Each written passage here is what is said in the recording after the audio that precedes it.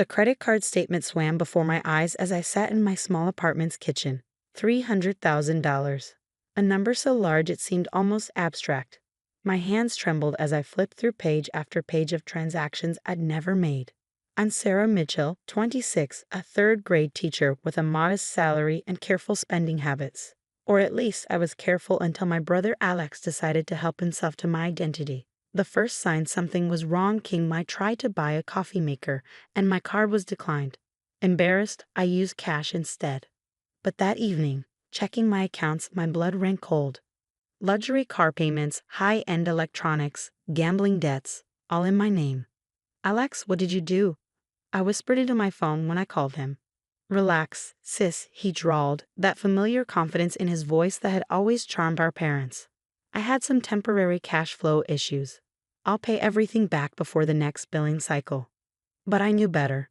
At 29, Alex had never held a job longer than 6 months. Our parents funded his entrepreneurial ventures while I worked my way through college. He was their golden child, the son who would supposedly make the Mitchell name famous. When I drove to our parents' suburban home that evening, Alex was already there, lounging on a leather sofa like we were gathering for a casual family dinner.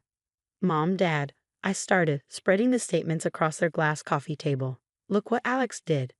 Mom barely glanced at the papers. "Sarah, dear, why don't you sit down?"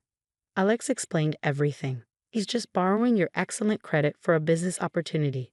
Borrowing my credit? I almost choked. He committed identity theft. He forged my signature, opened credit cards, took out loans. "Now, Sarah," Dad interrupted, using his corporate lawyer voice. "Let's handle this privately. No need to use such harsh terms. Family helps family." Alex smiled, all white teeth and false sincerity. "It's a tech startup, sis. 3 months tops and you'll get everything back with interest. Unless," his smile turned predatory, "you want to explain to your school board why their teacher has gambling debts." My stomach dropped. "Those aren't my debts. You're the one, whoa. "But they're in your name," he said softly. "And who's going to believe the unstable little sister over the successful entrepreneur?" "Successful?" I laughed bitterly. "You've never succeeded at anything except manipulating people." "Sarah," Mom gasped, "apologize to your brother." I looked at my parents' faces. Mom's careful makeup couldn't hide her anxiety, Dad's stern expression masking his fear of scandal. They'd always protected Alex, covered his mistakes, paid his debts. But this time, he'd gone too far. "I won't apologize," I said, standing up. "And I won't stay quiet." "Think about the family name," Dad urged. "Think about my law firm's reputation. We can handle this internally." "Handle it?" I grabbed my statements. "I'm a teacher, Dad. It would take me 15 years to pay this off. And that's assuming Alex stops using my identity right now."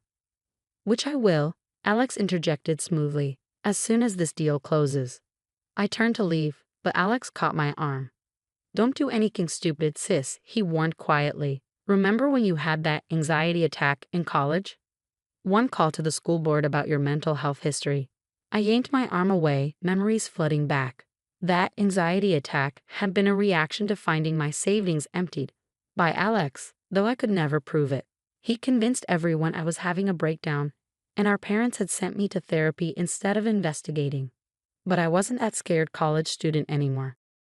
In my car, hands still shaking, I called the one person I knew would help. Lisa Torres, my best friend since 3rd grade, now a financial crimes investigator. "Lisa, I need your help," I said, trying to keep my voice steady. "My brother stole my identity, and my parents want me to cover it up." There was a brief silence. "Come to my office first thing tomorrow," she said finally. "Bring every document you have. And Sarah, don't tell your family you're coming to see me." As I drove home, my phone buzzed with texts from my parents.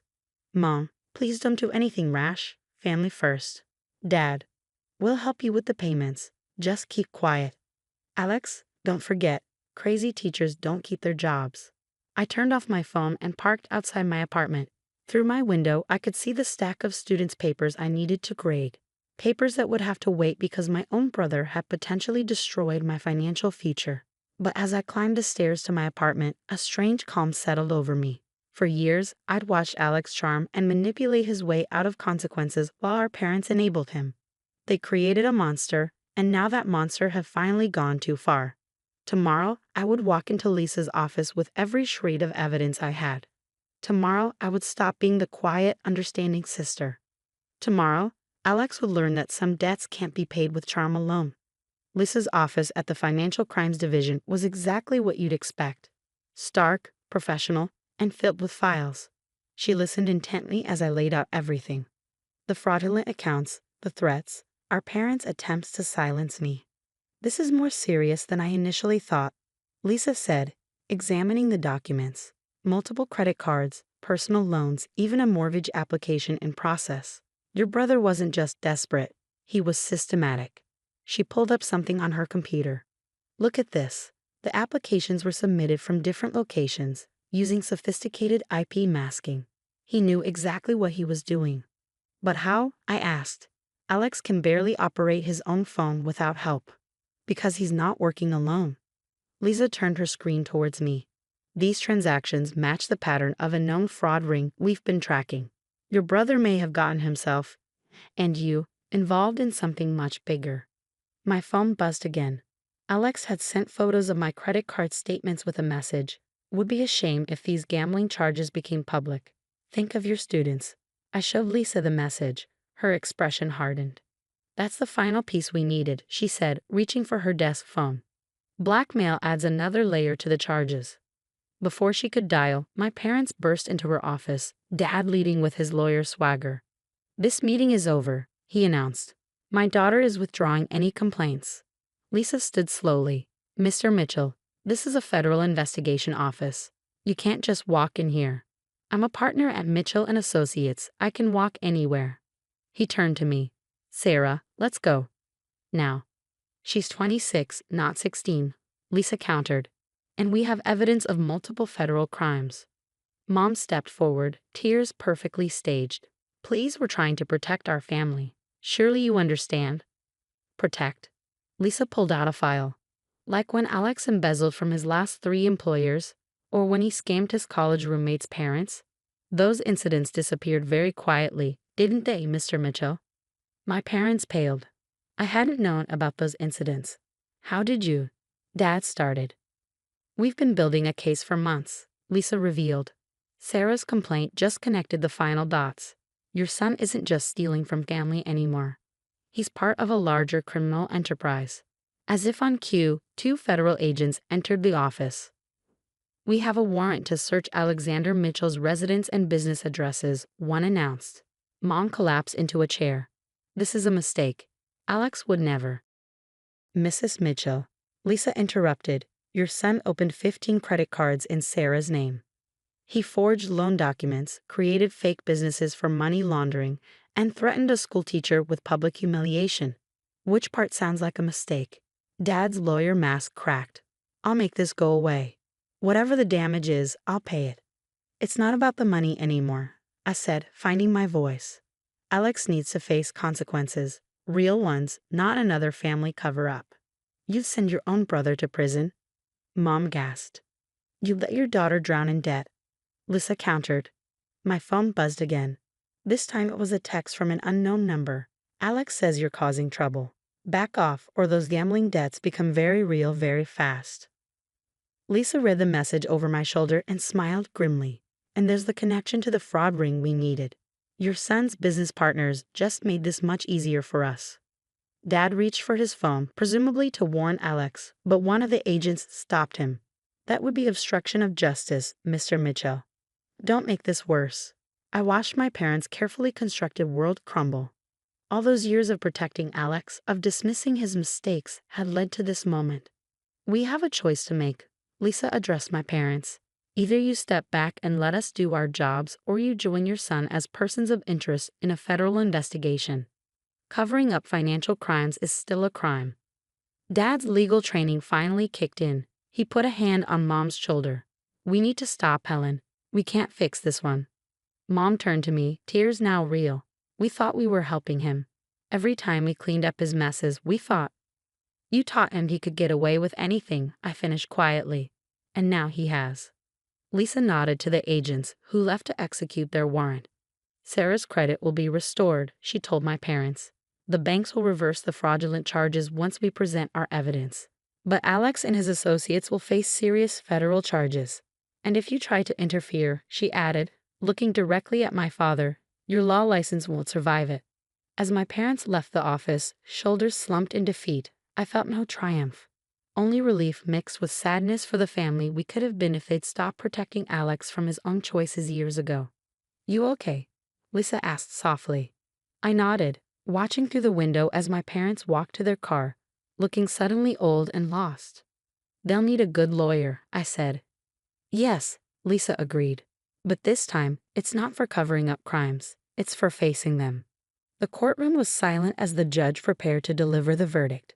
6 months had passed since that day in Lisa's office, and everything had changed. Alex sat at the defendant's table, his designer suit replaced by a department store one, his confident smirk long gone. The investigation had uncovered more than anyone expected. Alex wasn't just a participant in the fraud ring. He was a key player. His business ventures had been fronts for money laundering. Those charming connections he always bragged about, all fellow criminals.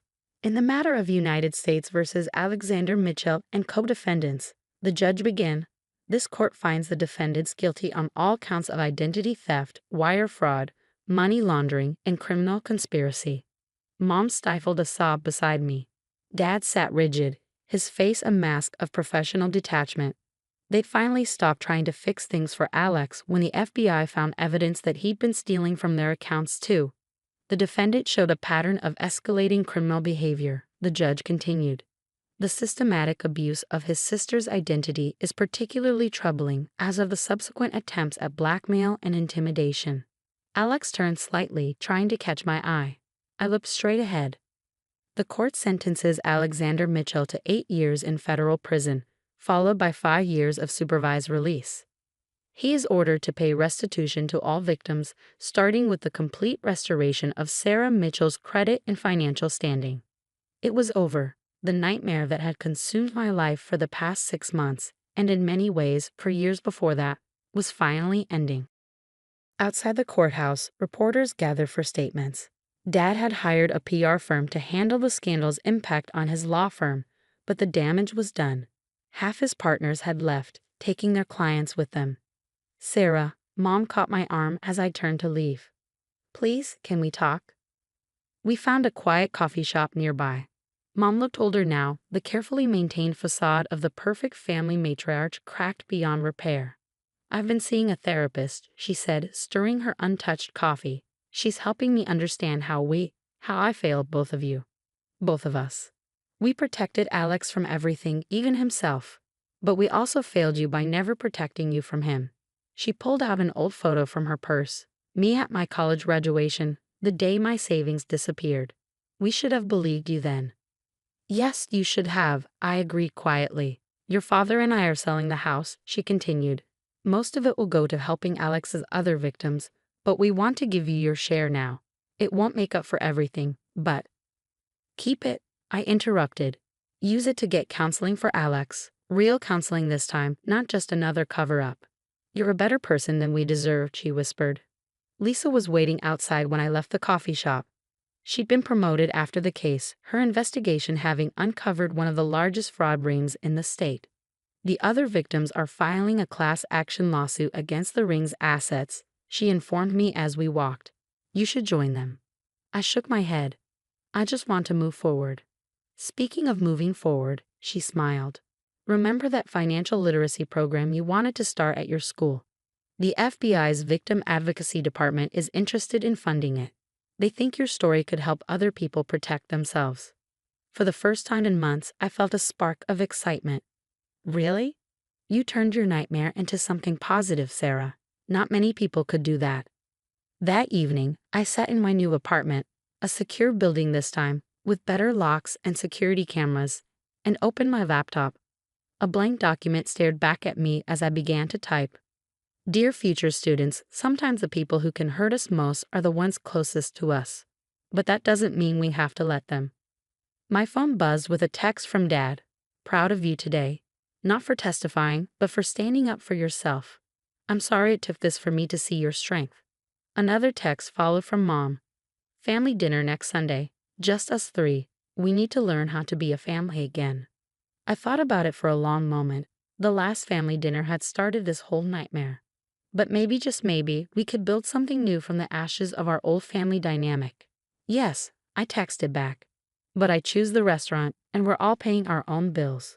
Mom's response came quickly. Deal. And Sarah? Thank you for giving us another chance. I turned back to my laptop, continuing to write my program curriculum. My students would learn about more than just financial literacy. They'd learn about standing up for themselves, about recognizing manipulation, about the difference between helping family and enabling destructive behavior.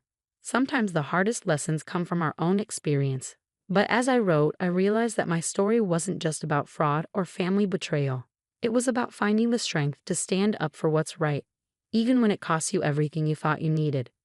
Alex had tried to destroy my life, but instead he forced me to rebuild it, stronger, wiser, and finally, completely my own.